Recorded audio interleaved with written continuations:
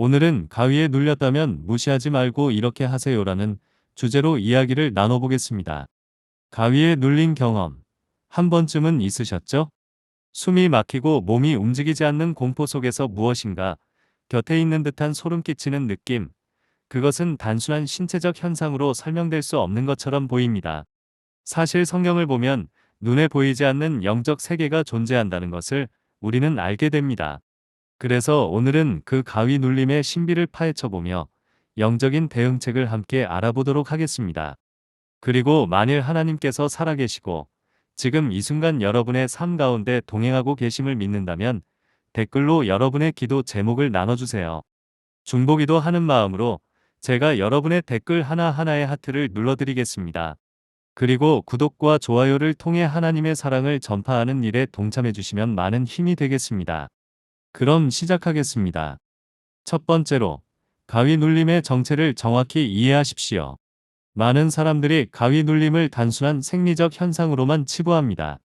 하지만 성경을 보면 악한 영들이 우리의 삶에 영향을 미치려 한다는 언급이 있습니다. 에베소서 6장 12절에서 바울은 이렇게 말합니다. 우리의 씨름은 혈과 육을 상대하는 것이 아니요 통치자들과 권세들과 이 어둠의 세상 주관자들과 하늘에 있는 악의 영들을 상대함이라. 그렇습니다.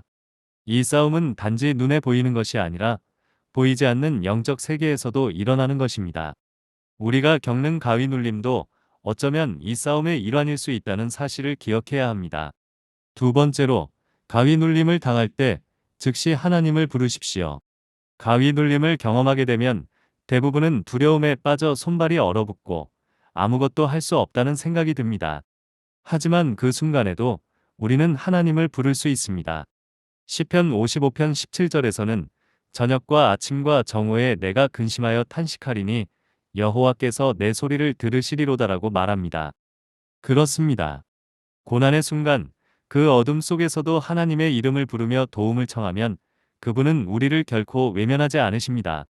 그 순간 내뱉는 예수님이라는 짧은 한마디 기도에도 능력이 있으며 그 이름은 악한 영들을 물리치는 힘이 있습니다.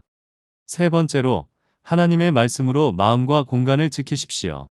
영적인 공격은 우리가 연약해지고 방심할 때 더 강해지곤 합니다. 그래서 우리가 평소에 하나님의 말씀을 통해 우리 마음과 공간을 지키는 것이 중요합니다. 마태복음 4장에서는 예수님께서 사탄의 시험을 받을 때마다 말씀으로 물리치신 모습을 볼 수 있습니다. 우리가 성경 말씀을 마음속에 새기고 그 말씀을 믿음으로 선포할 때 악한 영들은 우리를 더 이상 위협할 수 없습니다. 가위 눌림을 피하기 위해서는 하나님의 말씀을 가까이 두고 그 말씀으로 영적 보호막을 세우는 것이 중요합니다. 네 번째로, 삶 속에서 회개의 시간을 가지십시오. 종종 영적인 공격이 우리에게 쉽게 다가오는 이유는 우리가 하나님과의 관계에서 멀어져 있을 때가 많기 때문입니다. 예레미야 33장 3절에서는 하나님께서 너는 내게 부르짖으라. 내가 내게 응답하겠고 내가 알지 못하는 크고 은밀한 일을 내게 보이리라라고 말씀하십니다. 우리의 연약함을 하나님께 고백하고 회개의 기도를 드릴 때 하나님은 우리를 더 가까이 품어주십니다.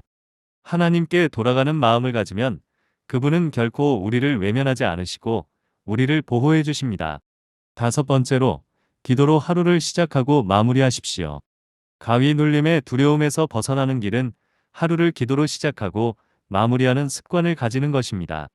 에베소서 6장 18절에서 바울은 모든 기도와 간구로 하되 항상 성령 안에서 기도하라라고 권면합니다.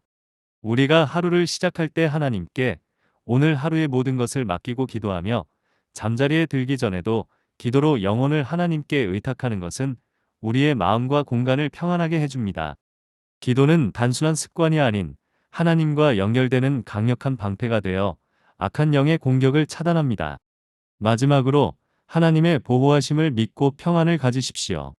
가위 눌림을 겪고 나면 대부분 마음이 불안해지고 계속해서 두려움이 생기곤 합니다. 하지만 그 두려움 속에서도 우리는 하나님의 보호하심을 믿고 평안을 가져야 합니다.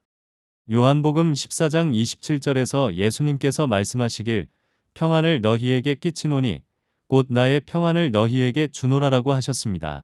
우리에게 주신 그 평안은 어떤 두려움과 불안에서도 흔들리지 않는 강력한 약속입니다.